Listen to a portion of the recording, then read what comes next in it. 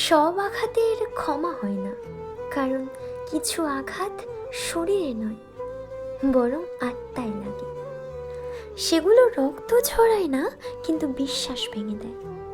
যাকে আপন ভেবে ভরসা করা হয়, তার দেওয়া কষ্ট সবচেয়ে বেশি গভীর হয়। সময়ে অনেক ক্ষত ঢেকে যায়, কিন্তু কিছু স্মৃতি চুপচাপ বেঁচে থাকে, নীরবে যন্ত্রণা দেয়।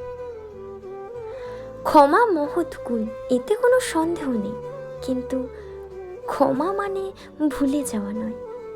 কিছু আঘাত মানুষকে বদলে দেয়, আগের মতো সরল থাকতে দেয় না।